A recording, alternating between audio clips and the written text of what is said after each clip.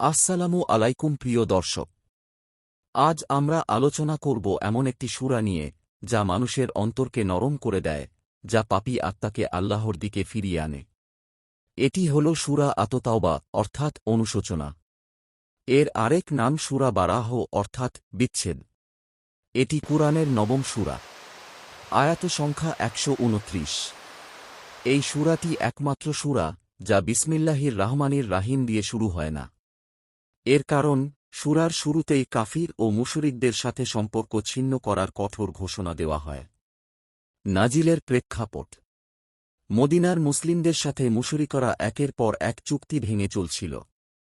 মুসলিমরা সবসময় শান্তি ও প্রতিশ্রুতি রক্ষা করতে চাইত, কিন্তু মুশরিকদের বিশ্বাসঘাতকতায় মুসলিমদের জীবন হুমকির মুখে পড়ে।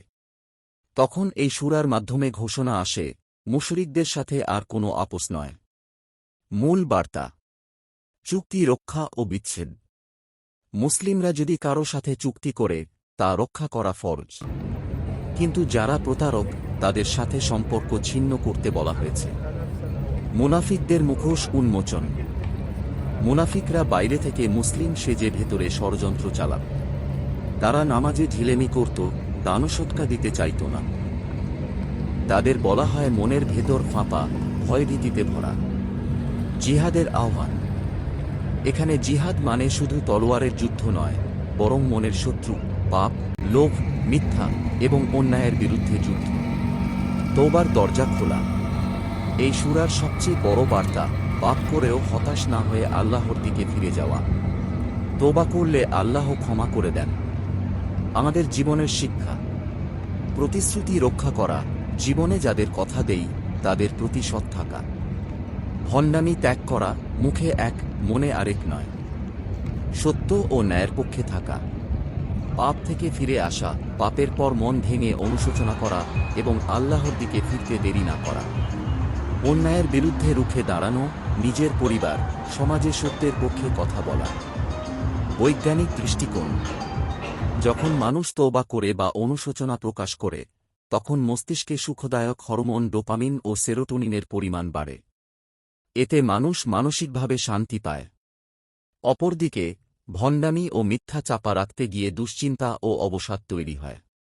বিশেষ কিছু আয়াত: আয়াত ১১১। নিশ্চয়ই আল্লাহ মুমিনদের কাছ থেকে তাদের জান ও মাল খরিদ করেছেন, তাদের জন্য আছে জান্নাত। আয়াত ১০৫। বলুন, তোমরা কাজ করো, আল্লাহ তোমাদের কাজ দেখবেন, রসূল ও মুমিনরাও দেখবে। আয়াত ১০৪। তারা কি জানে না যে আল্লাহ বান্দার তওবা গ্রহণ করেন?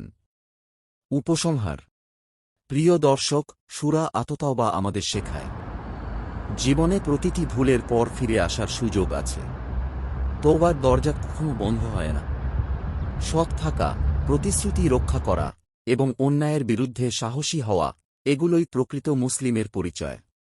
আজকের দিন থেকেই আমরা আমাদের অন্তরকে পরিশুদ্ধ করতে শপথ করি। পাপ থেকে ফিরে এসে আল্লাহর সান্নিধ্যে জীবন সুন্দর করি। হে আল্লাহ, আমাদের পাপ মাফ করে দিন, আমাদের সত্যের পথে রাখুন, মুনাফিকি থেকে রক্ষা করুন। আমাদের অন্তরগুলো আপনার ভালোবাসায় ভরিয়ে দিন। আমিন। যদি ভিডিওটি ভালো লাগে, লাইক দিন, শেয়ার করুন এবং সাবস্ক্রাইব করতে ভুলবেন না। আপনার মতামত নিচে কমেন্টে জানাতে পারেন। আসসালামু আলাইকুম ওয়া রাহমাতুল্লাহ।